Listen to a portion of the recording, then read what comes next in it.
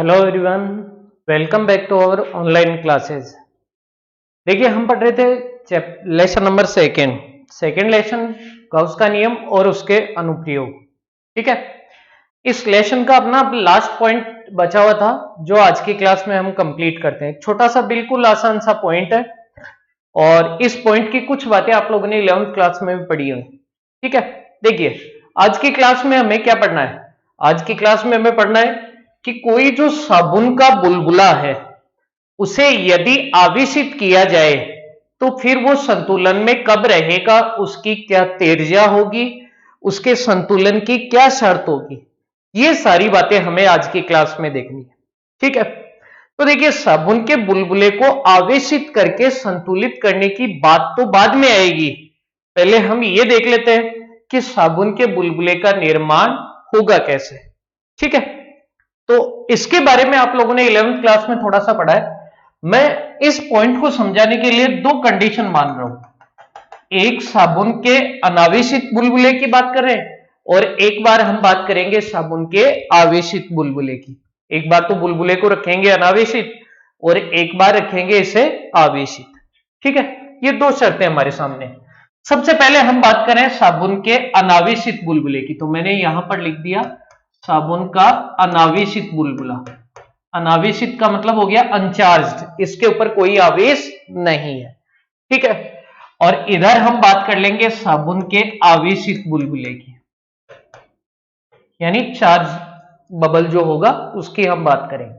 ठीक है, देखिए कोई भी जो सतह है, कोई भी जो तरल पदार्थ है, कोई भी जो लिक्विड है, वो बुलबुले का निर्माण कब करेगा।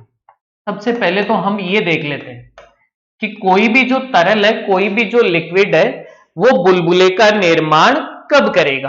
तो देखिएगा इधर, जैसे मान लीजिए कि ये मेरे पास एक बीकर है, इस बीकर के अंदर ये कोई पानी या फिर कोई भी लिक्विड भरा हुआ है। ठीक है, इस प्रकार से इसके अंदर कोई लिक्विड भरा हुआ है। तो लिक्विड की ये जो सतह है, इस सतह के ऊपर दो प्रकार के दाब काम करेंगे। इस लिक्विड की सतह के ऊपर क्या काम करेंगे, दो प्रकार के दाब कार्य करेंगे। एक होगा वायुमंडलीय दाब। एक कौन सा होगा, वायुमंडलीय दाब, जिसकी दिशा होगी ये जो सतह है उसके अंदर की ओर, यानी नीचे की ओर। ठीक है, दूसरा ये जो तरल है ये एक दाब लगाएगा वायुमंडलीय दाब की विपरीत दिशा में। यानी कहने का मतलब इन शॉर्ट हम ये कह सकते हैं कि किसी भी तरल की सतह के ऊपर दो प्रकार के दाब काम करते हैं जिनकी दिशा परस्पर क्या होती है, विपरीत।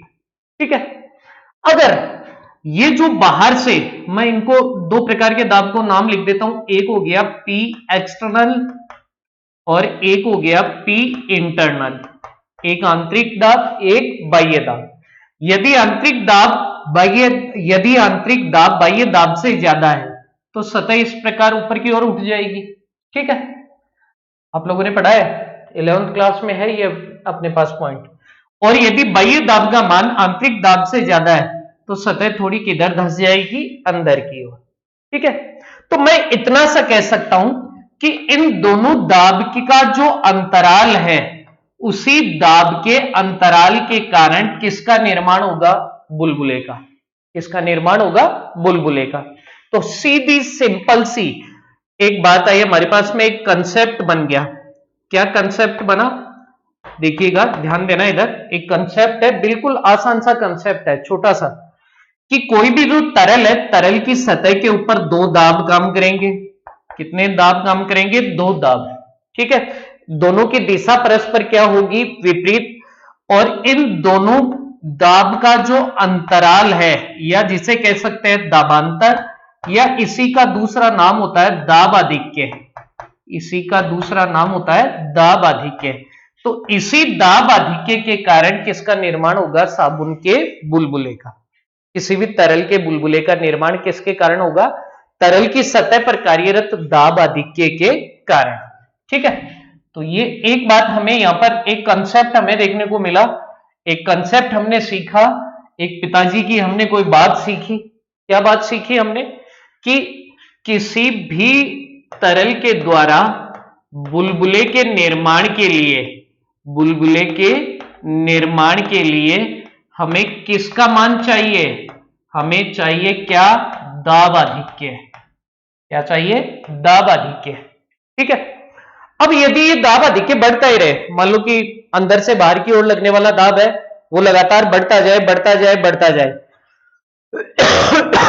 तो उस स्थिति में फिर तरल के द्वारा बुलबुले का निर्माण नहीं होगा, क्योंकि अगर दाब बढ़ता जाएगा बढ़ता जाएगा बढ़ता जाएगा तो बुलबुले का आकार भी बढ़ेगा और बढ़ेगा और बढ़ेगा और एक स्थिति में आके बुलबुला क्या हो जाएगा? फूट जाएगा।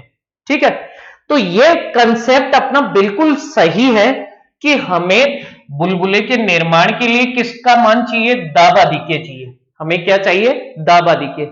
लेकिन साथ में फिर इसे कोई कंट्रोल करने वाला भी तो होना चाहिए। दाब आधिक्य को यदि आप कंट्रोल नहीं करोगे तो फिर कभी बुलबुला नहीं बनेगा, यानी बुलबुला बनकर फूट जाएगा। इसलिए हम ये देखते हैं कि ये जो दाब आधिक्य है ये तरल के पृष्ठ तनाव के द्वारा संतुलित होता है। किसके द्वारा संतुलित होगा? तरल के पृष्ठ तनाव के द्वारा। ठीक है। इन दोनों के बीच में रिलेशन था। ये जो दाब आधिक्य है मैं इसे लिख सकता हूं पी एक्सेस। एक्सेस का मतलब अधिकता, पी का मतलब प्रेशर, दाब की अधिकता, दाब आधिक्य।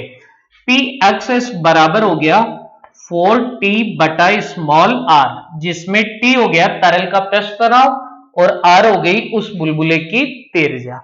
ठीक है। तो अब देखो हमें सामान्य स्थिति में इस बात का ये पता चला, सबसे पहली चीज हमें ये पता चली कि अगर आप किसी भी तरल पदार्थ से बुलबुले का निर्माण करना चाहते हैं तो नंबर एक चीज आपके पास होना चाहिए दाब आधिक्य। नंबर दो, दाब आधिक्य होने से बुलबुले का निर्माण नहीं होगा, दाब आधिक्य को कंट्रोल करने वाला भी होना चाहिए। कंट्रोल कौन करेगा? तरल का पृष्ठ तनाव। दोनों के बीच में क्या रिलेशन होगा? कब? जब अनावेशित है तो दोनों के बीच में रिलेशन होगा। क्या रिलेशन होगा? पी एक्सेस बराबर 4t बटा स्मॉल आर। ठीक है। तो मैं अब यहां पर एक डायग्राम बना सकता हूं। देखिएगा हमारे पास में एक अनावेशित साबुन का बुलबुला है, उस स्थिति में दोनों के बीच में क्या स्थिति होगी? ये मान लो कि मेरे पास एक साबुन का अनावेशित बुलबुला है। ठीक है। इस साबुन के अनावेशित बुलबुले पर अंदर से बाहर की ओर, अंदर से किधर? बाहर की ओर दाब आधिक्य किधर काम करेगा? बुलबुले का निर्माण तभी होगा जब दाब आधिक्य किधर काम करे? अंदर से बाहर की ओर। तो अंदर से बाहर की ओर क्या काम कर रहा है? दाब आधिक्य पी एक्सेस, और पी एक्सेस का मान है 4t बटा स्मॉल आर, जिसमें ये सेंटर पॉइंट मानेंगे तो ये बुलबुले की क्या हो गई? त्रिज्या। ठीक है। ये तो तब है जब बुलबुला क्या है? अनावेशित। अब मैं इस बुलबुले को क्या कर देता हूं? आवेशित। आवेशित करेंगे तो देखो क्या कंडीशन होगी, ध्यान देना इधर। यही बुलबुला है मेरे पास, ये लीजिए, ये इसकी त्रिज्या हो गई स्मॉल आर, पृष्ठ तनाव कैपिटल टी है ही, इसकी सतह पर बाहर की ओर दाब आधिक्य अभी भी पड़ा है पी एक्सेस बराबर कितना है? 4t बटा स्मॉल आर। यही है। अब हम इस बुलबुले को आवेशित करना चाहते हैं तो बुलबुले को आवेशित कर दो। ये लो, आवेशित करूंगा तो इसकी सतह के ऊपर एक आवेश उत्पन्न होगा। ये लीजिए, इसकी सतह के ऊपर हमने पॉजिटिव चार्ज दे दिया। ठीक है। अब आप लोगों ने पीछे पढ़ा है कि जब भी किसी चालक को किसी भी सतह को आवेशित किया जाएगा तो उसकी सतह पर बाहर की दिशा में एक विद्युत दाब काम करेगा। एक क्या कार्य करेगा? विद्युत दाब। ठीक है। लास्ट क्लास में हमने पढ़ा था कि जब भी किसी सतह को आप चार्ज करते हैं, आवेशित करते हैं, तो उसकी सतह पर बाह्य दिशा में एक विद्युत बल और एक विद्युत दाब की उत्पत्ति होती है, और इस विद्युत दाब का मान था सिग्मा स्क्वायर बटा 2 एप्सिलॉन नॉट। ठीक है। तो अब देखिएगा आपके पास, जब हमने साबुन के बुलबुले को अनावेशित रखा है तब यह बुलबुला इसलिए बुलबुला बना हुआ है क्योंकि इसके ऊपर दाब आधिक्य का टोटल मान किसके बराबर है? 4t बटा स्मॉल आर के। ठीक है। लेकिन जब हमने साबुन के बुलबुले को आवेशित कर दिया तो एक ही दिशा में अब कितने दाब लगने लग गए? 2। एक है पी एक्सेस और दूसरा हो गया विद्युत दाब। दोनों का योग किसके बराबर हो गया 40 बटा स्मॉल आर, तभी तो ये किस में रहेगा संतुलन में।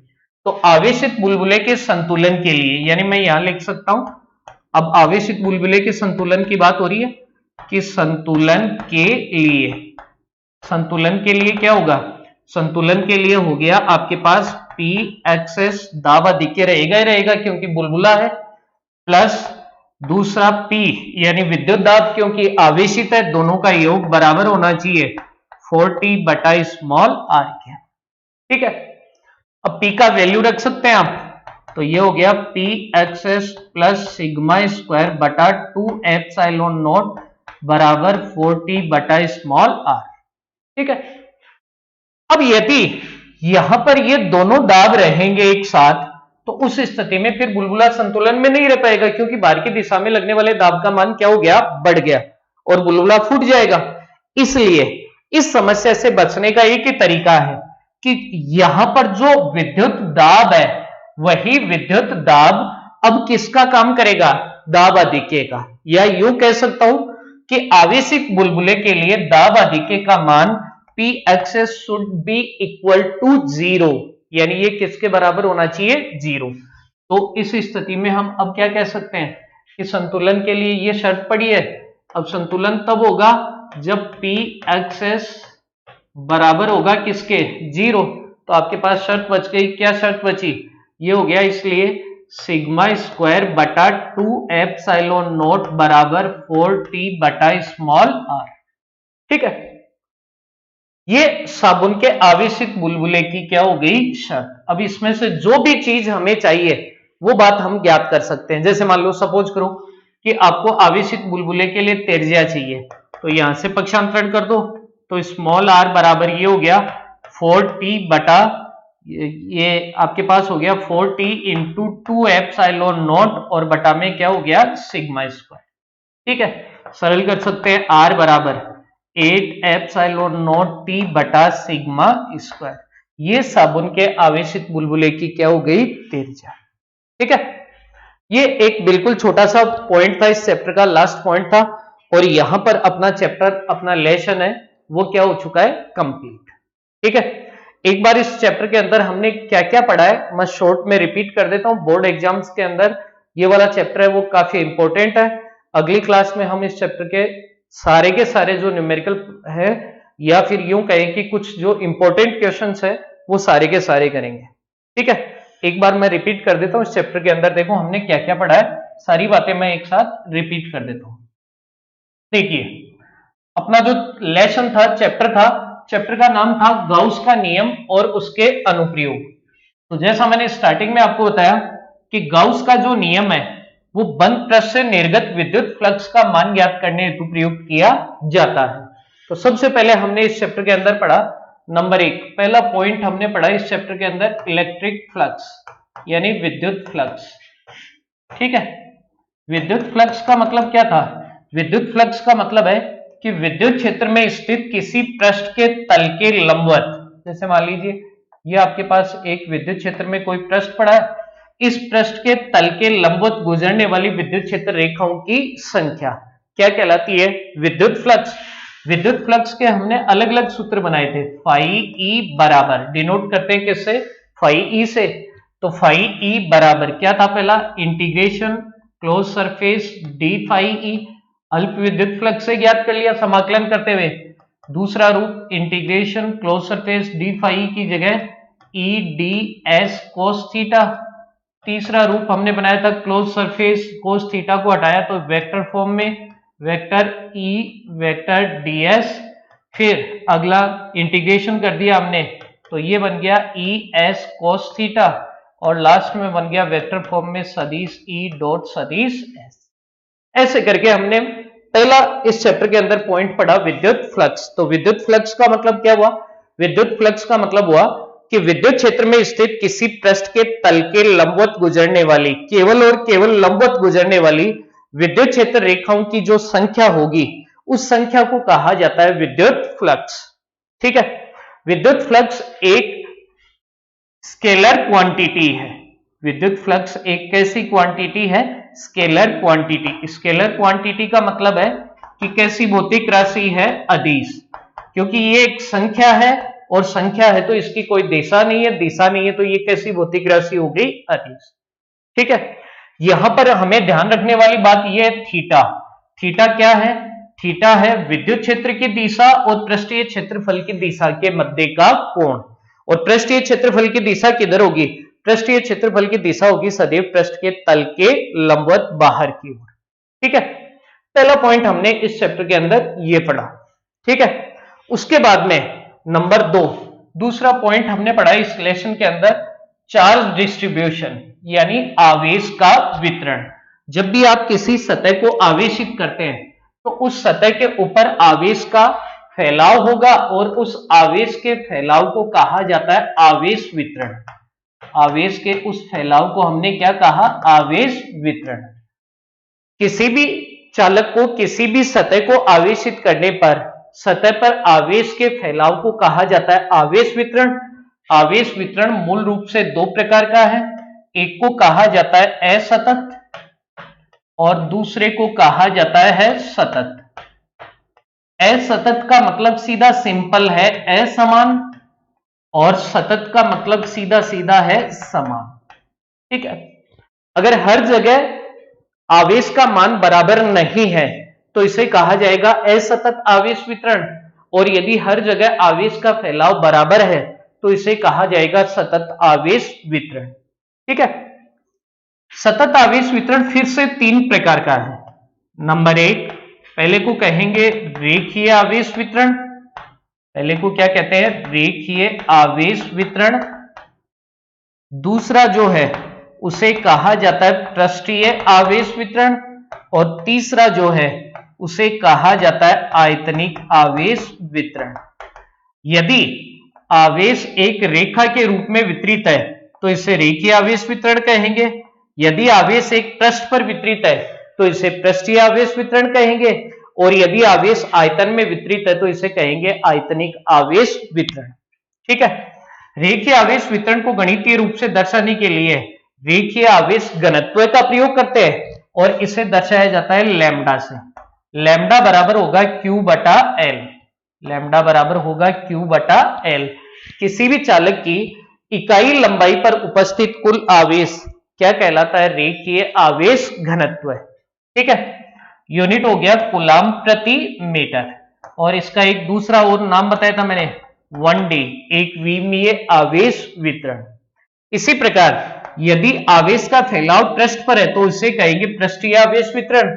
पृष्ठीय आवेश वितरण को दर्शाएंगे पृष्ठीय आवेश घनत्व सिग्मा से, और सिग्मा बराबर होगा Q बटा A या Q बटा S। किसी भी पदार्थ के एकांक क्षेत्रफल पर या एकांक पृष्ठीय क्षेत्रफल पर उपस्थित कुल आवेश पृष्ठीय आवेश घनत्व कहलाता है। यूनिट हो गया कूलाम प्रति मीटर स्क्वायर। ठीक है, ये 2 डायरेक्शन में होगा इसलिए इसे कहेंगे 2D या द्विविमीय आवेश वितरण। तीसरा था आयतनिक आवेश वितरण।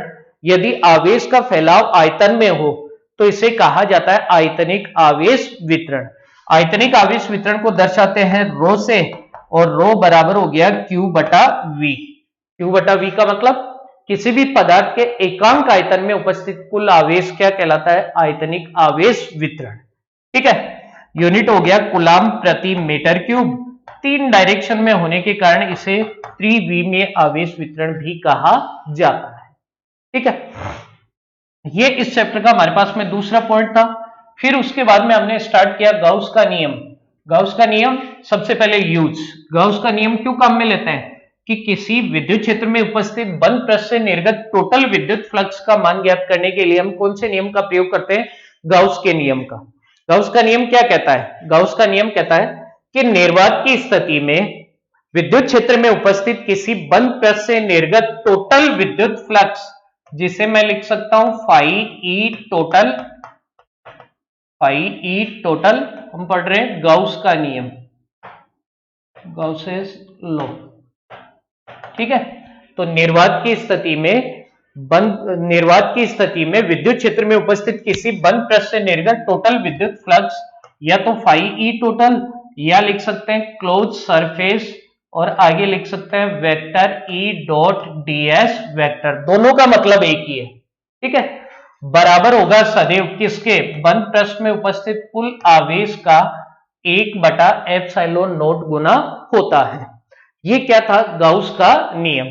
फिर इसके बारे में हमने अलग अलग बातें पढ़ी थी कि गाउस के नियम को जिस बिंदु के ऊपर, जिस पॉइंट के ऊपर आप काम में लेना चाहते हैं, उस पॉइंट के ऊपर काम में लेने के लिए सदैव वहां पर एक बंद पृष्ठ होना चाहिए, जो वास्तविक भी हो सकता है और काल्पनिक। मैंने कहा था मे बी रियल और मे बी इमेजिनरी, इसलिए अगर वहां पर पहले से बंद पृष्ठ पड़ा है तो हम उसे गाउसियन पृष्ठ की भांति काम में लेंगे, और यदि नहीं पड़ा है तो वहां पर एक बंद पृष्ठ की हमें क्या करनी पड़ेगी, कल्पना, ठीक है। और इस काल्पनिक बंद पृष्ठ को कहा जाता है गाउसियन पृष्ठ। गाउसियन पृष्ठ है वो किसी भी आकार आकृति का हो सकता है, इस आकार आकृति के कारण रिजल्ट पर कोई प्रभाव नहीं पड़ेगा। तीसरी जरूरी बात, कुल आवेश केवल वही आवेश कुल आवेश की भांति काम करेगा जो गाउसियन पृष्ठ के अंदर पड़ा है। गाउसियन पृष्ठ के बाहर उपस्थित आवेश को कुल आवेश में सम्मिलित नहीं किया जा सकता, ठीक है। ऐसा करके हमने गाउस का नियम पढ़ा। फिर हमने गाउस के नियम के अनुप्रयोग स्टार्ट किए। सबसे पहले हमने पढ़ा अनंत लंबाई का रेखीय आवेशित चालक तार था। अनंत लंबाई के रेखीय आवेशित चालक तार के कारण हमने विद्युत क्षेत्र की गणना की। रेखीय आवेशित चालक तार के कारण विद्युत क्षेत्र की गणना की हमने। तो अनंत लंबाई की रेखीय आवेशित चालक तार के कारण विद्युत क्षेत्र निकाला, E बराबर 2k लैम्डा बटा स्मॉल r, ठीक है। ये हमने अनंत लंबाई के रेखीय आवेशित चालक तार के कारण विद्युत क्षेत्र की गणना की। फिर दूसरा हमने कुचालक आवेशित परत के कारण, कुचालक आवेशित परत के कारण हमने विद्युत क्षेत्र ज्ञात किया, जिसका मान था E बराबर सिग्मा बटा 2ε0, ठीक है। तीसरा हमने कुचालक की जगह चालक आवेशित और परत की जगह पट्टिका का प्रयोग किया, तो विद्युत क्षेत्र का मान आया E बराबर सिग्मा बटा ε0, ठीक है। फिर उसके बाद में हमने गोले को उठाया, तो गोले के कारण सबसे पहले चालक खोखला आवेशित गोला, उसके कारण विद्युत क्षेत्र ज्ञात किया। पहला ए जब small R greater than capital R, दूसरा B small R equal to capital R, तीसरा small R less than capital R. तो विद्युत क्षेत्र यहां पर निकाला, तो विद्युत क्षेत्र था ई आउट बराबर के क्यू बटा स्मॉल आर स्क्वायर, सतह पे हो गया ई सरफेस बराबर के क्यू बटा ये हो गया कैपिटल आर स्क्वायर, और अंदर हो गया ई, और फिर ये हो गया इन इक्वल टू 0। मैंने बताया था कि 11 कंडीशन में ये रिजल्ट बराबर, और एक कंडीशन में इस रिजल्ट का मान क्या निकाला था हमने, ठीक है। उसके बाद में हमने किसी एक चालक को जब आवेशित किया, तो हमने ये देखा कि उस चालक की सतह के ऊपर एक विद्युत बल काम करता है, और साथ में उसी विद्युत बल के कारण एक विद्युत दाब की भी उत्पत्ति होती है, ठीक है। और उसके बाद में विद्युत क्षेत्र के अंदर संचित कितनी इकाई आयतन में संचित कितनी ऊर्जा होगी ये पता किया, और लास्ट में हो गया हमारे पास में कि कोई साबुन का आवेशित बुलबुला है, उसका संतुलन किस प्रकार से किया जाएगा, ठीक है। इस प्रकार से ये अपना लेसन यहां पर कंप्लीट होता है, ठीक है। अच्छे से पढ़िए। उम्मीद कर रहा हूं, बार बार मैं आप लोगों को ये बात बोल रहा हूं, एग्जाम लगेगी, जरूर लगेगी। आप लोग इस भ्रम में ना रहें कि आप लोगों की एग्जाम नहीं लगेगी। जो 12th क्लास के स्टूडेंट है उनकी बेशक एग्जाम लगेगी। जो 11th से 12th मूविंग स्टूडेंट है वो भी अपने नोट्स वगैरह प्रिपेयर करना स्टार्ट करें, क्योंकि देखो लॉकडाउन का कुछ भी पता नहीं है कि कब तक कितना लंबा चल जाए। तो अपना जो स्टडी का जो नुकसान है, जो लगातार पिछले 2 साल से चलता रहा है, इसको थोड़ा सा कम करें। मौज मजाक मस्ती सारी चीजें चलती रहती हैं, लेकिन पढ़ाई से किसी भी प्रकार का कोई समझौता ना करें, ठीक है। ये अपने यहाँ पर 2 लेसन कंप्लीट है। आगे की जो क्लास होगी उस क्लास में मैं कल इस सेकंड चैप्टर के अपने क्वेश्चंस करेंगे, और आप पढ़ते रहिए, स्वस्थ रहें, घर पे रहें, अच्छे से पढ़ाई करें। Thank you.